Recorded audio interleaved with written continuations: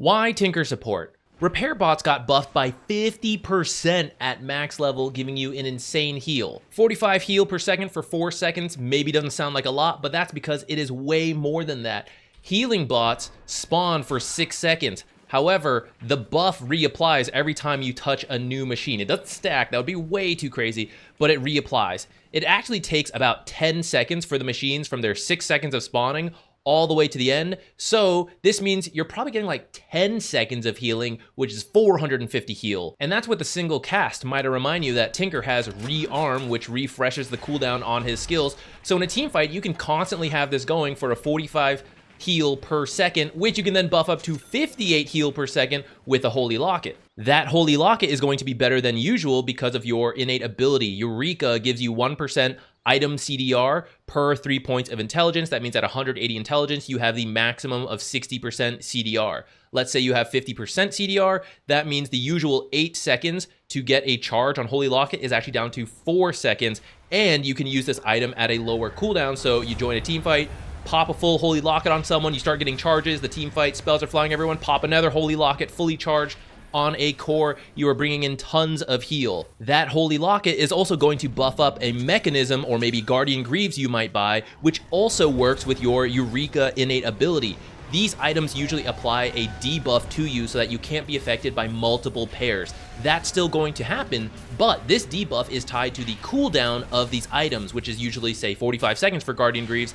That's why your team doesn't usually have multiple copies, and that's why you can't buy Refresher and Guardian Greaves, Refresher, Guardian Greaves, and get 2 heals at once. But with Eureka lowering the cooldown of Guardian Greaves down to, let's say, like 20 seconds in the late game, that means every 20 seconds you can be popping Guardian Greaves on your teammates, and it's healing everyone. Any active item gets that CDR, so you buy a bunch of buffing items, show up to team fights globally thanks to Keen Conveyance, heal your team, barrier them, give them a Solar Crest, rearm, barrier them again. Oh, Solar Crest is off cooldown, Guardian Greaves is off cooldown, Holy Locket for you. You just spam out the heals to your entire team. It becomes insanely difficult to kill anyone on Tinker's team. Tinker is way too good right now. He's gonna get nerfed, so I highly recommend you guys try him out. He is mechanically difficult because you are buying so many active items, you're rearming your abilities, your items are low cooldown, so it is a little tough. I'll give you some tips later on in the video. For now, we're gonna do the skill build and item build, which I admit is a little bit tentative because it is relatively new, but I want to get this video out quickly before it gets nerfed so you guys can try it. So it may not be perfectly optimized, but I think this will give you a rough framework to go off of. Skill build, something like this in the grand scheme of things is going to be good. Talent, super easy, just take the right talent every time. Abilities, by level 7, you want March of the Machines maxed. The starting order depends a little bit. So if you know you're just going to right-click trade with someone, you can start with the laser to get the blind for 3 seconds. That makes trading in the lane a lot easier. March in the Machines can be taken at level 1, or even if you take it at level 2, the way you're going to use it is just once they come in a little close, commit to a fight, use March in the Machines to create this entire area that they do not want to fight because they're taking damage from March in the Machines and you are being healed. So they just have to run. You're going to chase them, damage them. The downside is that it is going to push your lane because the effect is so large, it's hard not to hit the creeps.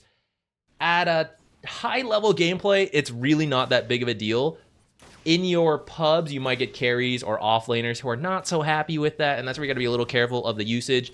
I will tell you, though, like, in the bigger picture, it's really not that big of a deal. Just shove the lane in, go reset on the tower. Be careful when March of the Machines is on cooldown, but you should have been getting a really good trade when you did use it. And then you can do pulls. Get those camps open, pull. If they try to contest it, use March of the Machines on that camp, repeat that cycle. Now you could take Defense Matrix at level 2, especially if the opponents have a spell combo that is threatening you and getting you killed, and you're not really looking to play aggressive, the blind doesn't matter, then I've done something like this, WEW. I would take the blind at level 4 then, because 1 point is pretty good. Someone on the opponent team is typically a right-click carry type hero, if not all 5 of them, so at least 1 point is pretty good. Getting your ultimate at level 6 is probably no surprise, but put a lot of emphasis on trying to hit level 6 as quickly as you can, because because it is rearm, which is going to refresh the March of the Machine spam, which is why we're doing this whole thing. But not shown here is Keen Conveyance, the ability that lets you teleport around the map. At level 1, it's only going to work on like towers, outposts, fountain. Level 2, at level 12, it's going to start working on creeps, and then at level 18, you will be able to teleport to heroes. You really want this right away because this is what lets you show up everywhere across the map. Help your team take a tower with March of the Machines, go bottom, defend that tower. We have some downtime. I'm going to teleport to the outpost, farm 2 jungle camps. You really pick up as a hero as soon as you hit your level 6. So try to stick in the lane a lot, do stacks, do whatever you can to get XP. You do not want a slow level 6. Support Tinker is going to stay in the back, just spamming March of the Machines, buffing up his teammates, spamming Defense Matrix. So we're going to max Defense Matrix next. It's going to improve the barrier, the status resistance, increase the cast range so you can be further back safely. The blind on the laser is the best part about it. You really don't need the damage because we're going to use March of the Machines to farm. In team fights, you don't really want to be that close spamming laser. It's going to put you at risk. You want to be just using March of the Machines from the back. So max it last. I'm honestly considering not getting these 3 points if it's not like there's not a great carry on the enemy team I care about. I might just get the attributes to stay tankier, to get more item CDR. I haven't gotten to test that yet, but that's a working theory I have. However, I think if you just default to maxing laser, that's fine. Starting items, you're gonna get a bunch of cheap stats. You are mainly just gonna right-click trade to harass in the lane. That's what you do. Your spells are pretty long cooldowns. You're not using them that much, just when you need to. So you want the cheap stats. They're also going to build into the wand, which will build into the Holy Locket, and then the Null Talisman, at least 1. I would say you could probably get away with 2 in most games, but if you have to buy detection and that's filling up your slots, maybe just do the 1. But 2 will be really nice because it'll double up to 10 intelligence and then 6% max mana at 25 minutes, which will help you a lot. I recommend at least 1 sentry so you can get your camp open. When you shove the lane with March of the Machines, you'll be able to do a pull. If the enemy's hard camp stays open, honestly, it doesn't bother me that much because when they pull, I just walk up and use March of the Machines, so it's really not that big of a deal to me. After that, your items. So this is where you're going to have to make a choice. I think if you default to Holy Locket, Guardian Greaves, it's going to be a great build pretty much every game. But if you're trying to fine-tune it, I think you do want Holy Locket pretty much every game and Guardian Greaves most games, but the order could depend. If you need armor and you want like the team armor aura because you're against a lot of physical damage, then you're going to need the Arcane Mech into Greaves to get that. If you don't really need it, you just need the general healing, Holy Locket does help a lot. The buildup is a little cheaper because it's coming from the wand. You're going to get 9 all stats, which will go into the intelligence for the item CDR. That Guardian Greaves doesn't give you any of that.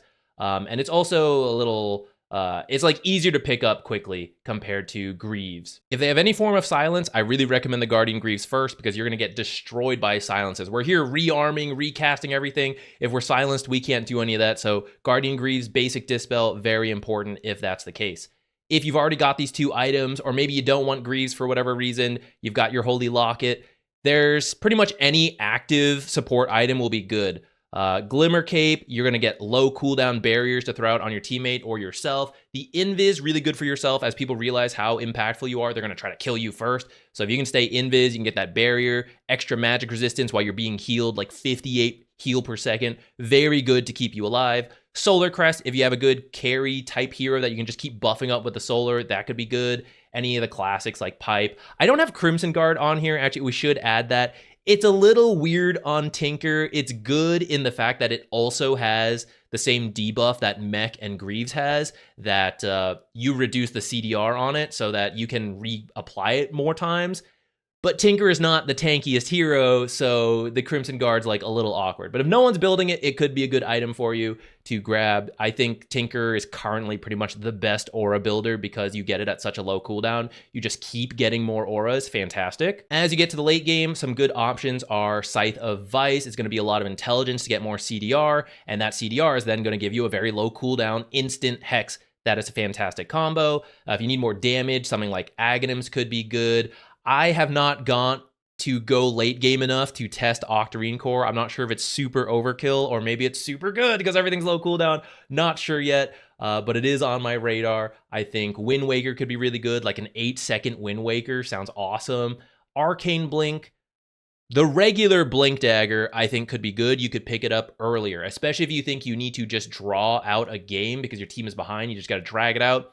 Keen Conveyance to the tower, to the creep wave, blink into the trees, use March of the Machines. It's the old ratting Tinker, but now we're doing it as supports, guys. You know how it goes. So the earlier blink can be great. You don't usually need it in team fights, I would say, because you're just gonna like be in the back line spamming stuff out and it's hard to get to you because of March of Machines. But if you do want to get the blink, it works really well with your barrier because the barrier takes the damage first, so you can blink out of like very sticky situations. For neutral items, I would just recommend anything that gives you intelligence, mana, or has some kind of active. Cast range is also quite nice, but your spells are fine, I would say. You don't have to have the cast range.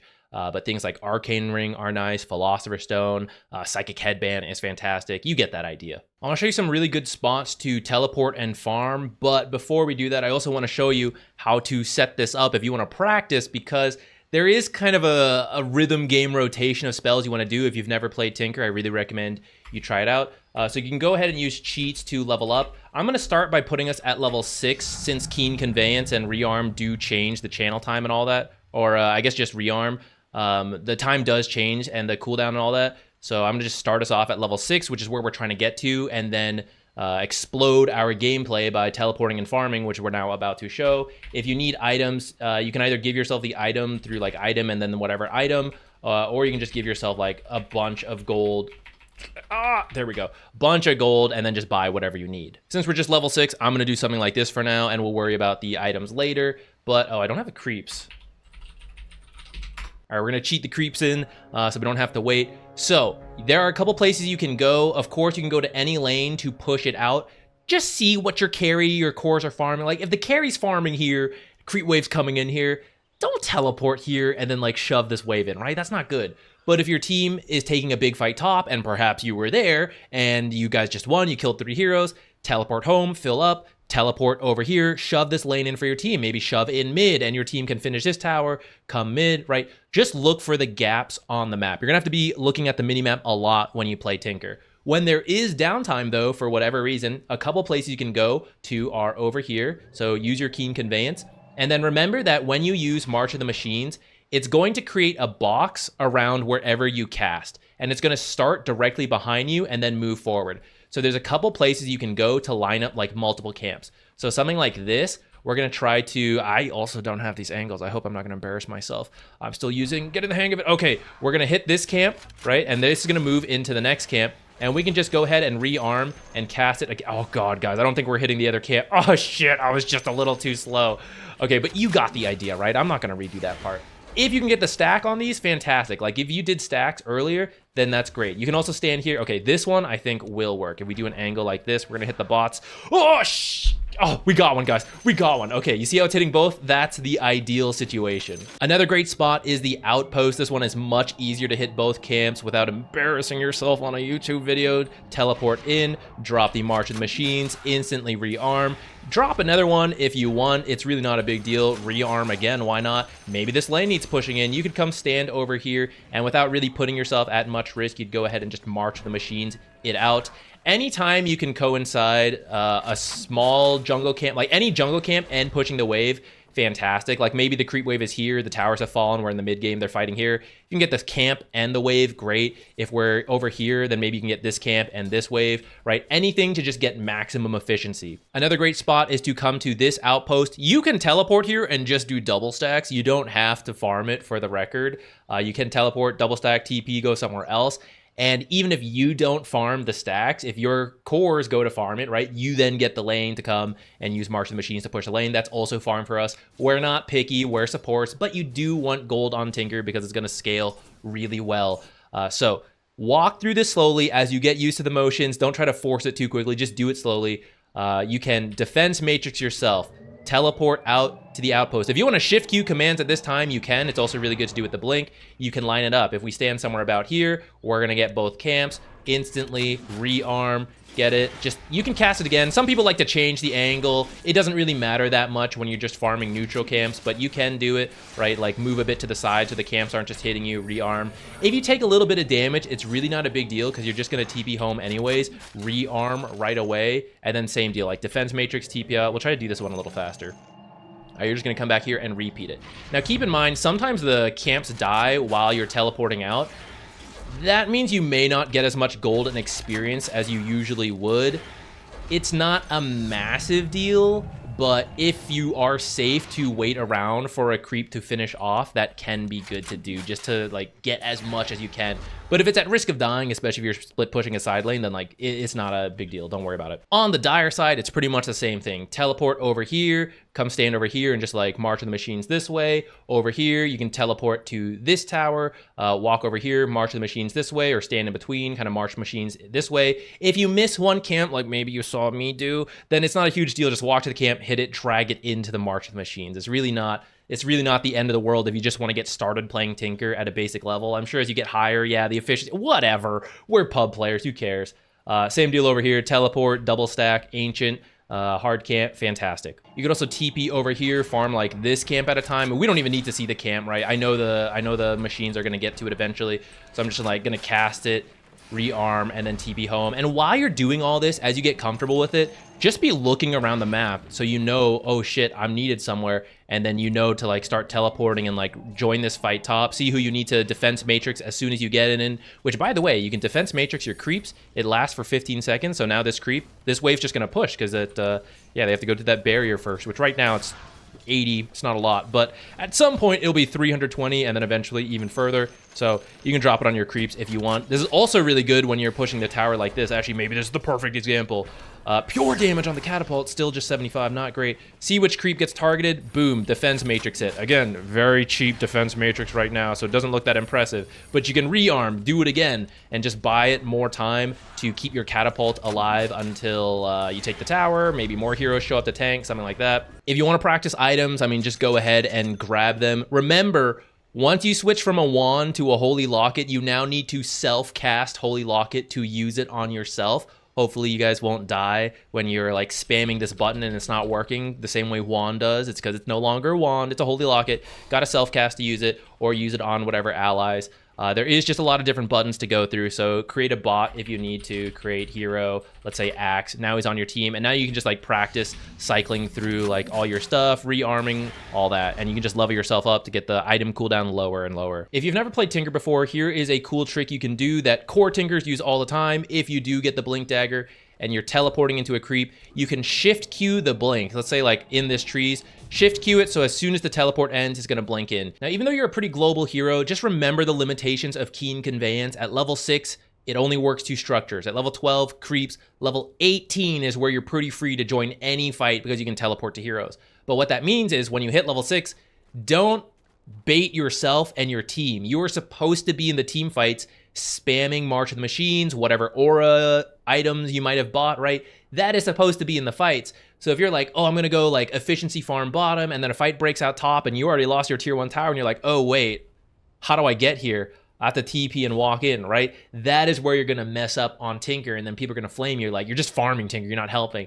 And it's like, oh yeah, that's kind of right, I was doing that. So just be careful of when your team looks like they're gonna fight, come over, go stand near them. Like, if it's a little inefficient, it's not a huge deal. It's more important to be in the right fights, but we are looking to be relatively globally efficient. This is the hard part about playing Tinker. It requires good map awareness and then good mechanics, but it is tons of fun once you get into the flow of things. As you teleport to defend towers, make sure you come early. So let's say like bottom is pushing in. If the enemy heroes are already set up here hitting this tower, it's probably a little too late or too dangerous to teleport in. They might just kill you before you get a bunch of March of the Machines down. But if the creep wave is coming in, like you see them pushing here, and you know this is going to happen, you can teleport early and start spamming March of the Machines, which the heal does not stack on yourself, but the damage does stack on the enemy because it is each individual machine that will do damage. So if they reach this tower and there's already 2 March of the Machines going and they see a Tinker in the back, like already teleporting out, gonna go refresh, teleport back in, this has already killed the creep wave, and then you're teleporting back to an empty tower and they're gonna be gone. You're gonna come back and just do it again for the next creep wave. You want to be here ahead of time, and that's how you can really protect your tier 1 towers to, 1, get yourself farm and gold from killing the creep waves, 2, buy your team a lot of efficiency because they're not even needed down here. They're farming fully over here. They brought like 3 heroes to push. So you're doing a lot for your team while dragging it out and getting yourself more levels and gold, which is a big thing for Tinker support. The early game feels the worst. Level 1 to 5 especially, it's like kind of awkward. Once you get your 6, you are really good to go, but you want even more than that. The higher level your rearm, the faster it's gonna go, the more powerful your abilities are gonna be when you're higher leveled. You can start teleporting to the creeps and then to the heroes. You get more items so that your CDR starts affecting more, right? It's this whole snowballing effect. So do understand and like, tell your team if they're tilting out, like, I'm really weak early, I'm gonna get really strong in the like early, mid to late game, so we just need to get there. And that's why you guys playing Tinker support, make sure you are watching where the enemy is pushing, protect your tier 1 towers as long as you can, because it's the best way to keep as many teleport points open, at least until you're level 12, and you can start going to creeps. Some random tips: remember that defense matrix covers all damage, and this can be a way to blink out even as your blink is canceled because you're taking damage. If you can barrier and it survives long enough, for example, you rearm and even apply another barrier, you'll be able to blink out to survive certain fights if you got a blink. And also don't forget that you have 2 ways to teleport out. Try to get in the habit of using Keen Conveyance. It's gonna feel weird when every other hero you've been teleporting around whatever your teleport scroll hotkey is, but now, once you're level 6, you want to start using Keen Conveyance, so spam that a couple times, get used to it, and if it gets canceled for whatever reason, for example, a silence will actually prevent you from TPing home with Keen Conveyance because it's an ability. It will go on cooldown, but you still have your teleport scroll. This also works even if they just have a stun, right? They have 1 stun. Use Keen Conveyance. They will stun you to try to stop it. I mean, it will stop it, but then you just use the teleport scroll as well. Maybe you have to like throw in a defense matrix. Maybe you have to drop some March of the Machines, but this is kind of what allows you to push some dangerous areas. And we don't want to get caught, but if we do get caught, we have a lot of tools to potentially make it out alive while wasting the enemy's time. If you want more gameplay examples, I will have a link to my VOD channel in the description where you can find some Tinker games there. I'll probably be streaming at the time this video comes out, spam picking Tinker anytime it's not banned. So feel free to drop by, see some games, ask whatever questions you got. If you want to follow the guide, it's also in the description. If you've been playing Tinker before it got buffed, feel free, please share any tips, tricks you've got in the comments. I'm going to become the ultimate Tinker. Years of being a support deleted by Tinker. Now it's our turn, guys. The reverse. Instead of being deleted, it's like the unkillable support Tinker. It's a lot of fun. It feels very vindicating. I don't know what this power is, but it's intoxicating. So I highly recommend you guys go try it out. I'll see you in another video.